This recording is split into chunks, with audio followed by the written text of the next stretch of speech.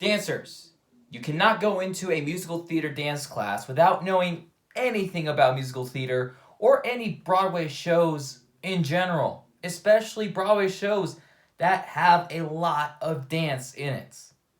Let's Chicle chat about it. Chicle! Welcome to Chicle Chat. It's your boy Chicle. If you're new to the channel, then hello. Hit the subscribe button and also give this a thumbs up because it's Broadway. I don't know, just hit the button, okay? Now, I'm making this video because I used to be a competition dancer years ago. Of course, I got some trophies to prove that I have done a couple dance competitions, and I have obviously more than this, but I'm not here to show off what I've done. But after I've done competitions, I did a couple like productions and shows around Northern Nevada, and I have done musicals. Even though I have no idea how to sing or have no knowledge about any shows, but I still did them anyway. And I learned a little bit of musical theater doing that. And then I got accepted to the Institute for American Musical Theater after auditioning. And then 2 years later, I have been given so much knowledge, or at least enough knowledge from dance classes and doing some history classes, acting classes, vocal lessons, etc., etc. Man, I just look back and I just think, wow, I wish I would have learned more about this if this is the path I was going to go. For me, when I was on the competition team, I would do a bunch of musical theater numbers, and I would say that musical theater is one of my favorite styles. And I think the biggest downside of me doing musical theater was not having enough knowledge of certain shows, and just really looking at the content and knowing about the choreographers like Bob Fosse and Jerome Robbins. You know what I mean? In this video, I'm going to list out 5 Broadway shows that are specifically heavy with dance that I think that dancers should either watch or look up on the internet, and just to have some insight. Now, I decided to have a little bit of a mix because I did some like old shows, and I don't think I have like new ones, but I think this is a really good batch that some people should at least consider. And there's a lot more, but we're gonna start with 5. Before we get started, make sure you guys hit that notification bell because every other YouTube channel tells you to do that, so why not this channel? Anyway, let's get started. Show number 1, Cats. Now, for starters, let me just first say, Cats, in my opinion, is a really weird show. But the reason why I picked this one is because the choreography is really interesting, and I think the most iconic number in Cats is, of course, the Jellicle Ball. Okay, like, it's all about the Jellicle Ball. If you don't know what the Jellicle Ball is, it's just like this big dance number where a bunch of people who are dressed up as cats. And I totally forgot the whole concept. I think there's like a moon involved and they just dance around and stuff.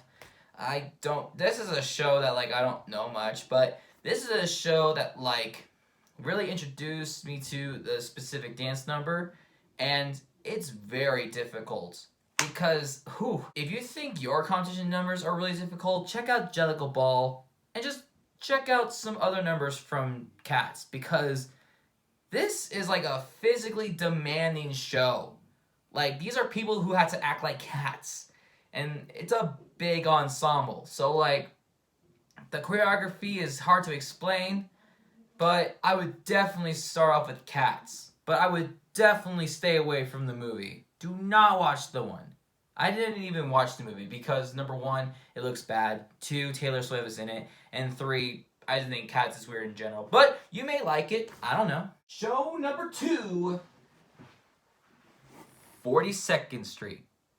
Or do I have to do it this way for the camera? For all y'all tappers, there's a lot of Broadway shows that have a lot of tap. There's Singing in the Rain, there's Anything Goes, there's Holiday Inn, and then of course, 42nd Street.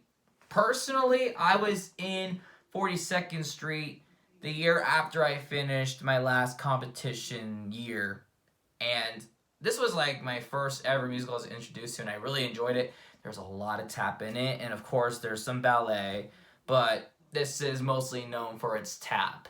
And I know what you guys are thinking, like the steps are so simple, but it's so satisfying when you watch all these dancers on stage dancing and tapping on the floor in unison. It's just so satisfying. The most iconic number is obviously the beginning.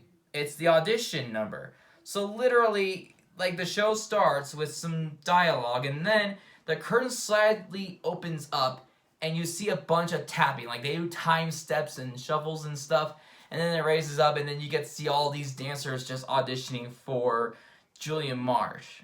And then there's a lot of crazy tapping going on. Man, this show is just all about the tap. Like, you guys have to look up 42nd Street. I still think it's on Broadway HD. I could be wrong, or maybe you watching this like a year later and it's not there anymore. I don't know.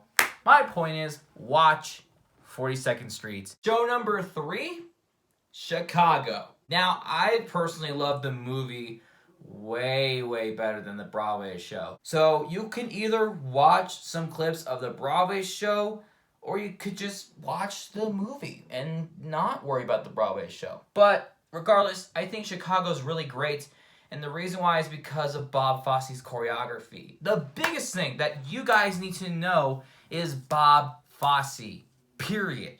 Okay? Bob Fosse has a lot of influence in Broadway, and you gotta like watch his work and stuff. There's a show called Fosse and Verdon on some channel. I think it's CNW. I have no idea. I should know this. I saw like 4 or 5 episodes of the first season. Are they still making more episodes? I mean, obviously not now, but anyway. So the thing about Chicago, I think I just picked this one because I feel like Chicago's the one that people are mostly familiar with because the soundtrack is just popular. It's one of the most popular shows ever. And I could have picked any Bob Fosse show. I could have picked Cabaret. I could have picked Sweet Charity or maybe Pajama Game. But I just thought Chicago was the most iconic thing. And the most general thing is just Bob Fosse. Now, Bob Fosse just does a lot of isolations and a lot of simple movement. But hey, less is more, right? I wish I could tell you guys a lot about Bob Fosse, but this is not the right video. But if you get a chance, watch Cell Block Tango, watch all that jazz, and definitely watch Honey Rag. Show number 4, a chorus line. I'm going to be honest with you guys. I haven't seen a chorus line, but I know of a chorus line. It's pretty much about 17 dancers who are auditioning to be in a chorus line for a show. And they get to share their chances of stories on how they started off dancing and how they got into the business and stuff. And then they just go through a lot of stuff and they have this awesome finale called One. This was choreographed by Michael Bennett and also co-choreographed by a guy named Bob Avian? I looked it up on Wikipedia. I'm gonna be honest with you, like, I don't know anything about a chorus line except the general plot. I do know a couple numbers for this.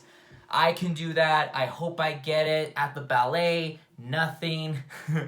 Dance 10 looks 3 is so funny. But I don't think there's any dancing in that. But anyway, just give it a watch. And finally, number 5, West Side Story. Out of all of the shows that I have listed, I think West Side Story is probably one of my favorite dance shows ever. And I think the reason why is because the dance and the choreography, which by the way was choreographed by the one and only Jerome Robbins, it's just genius and it's just phenomenal. Like, I am mesmerized with the choreography.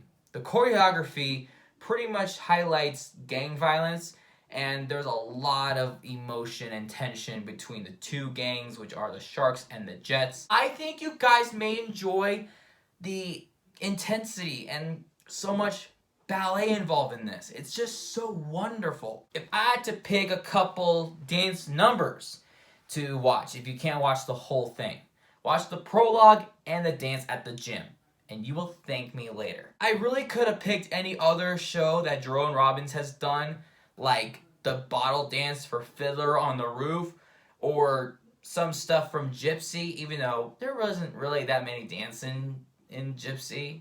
And what was the other show that he did? I want to say On the Town, but I don't want to sound stupid, so I'm not going to mention that. Anyway, West Side Story, everybody should know about West Side Story because it's been done so many times. Like before the shutdown, they were going to have a revival of it. Although we're not going to talk about that revival because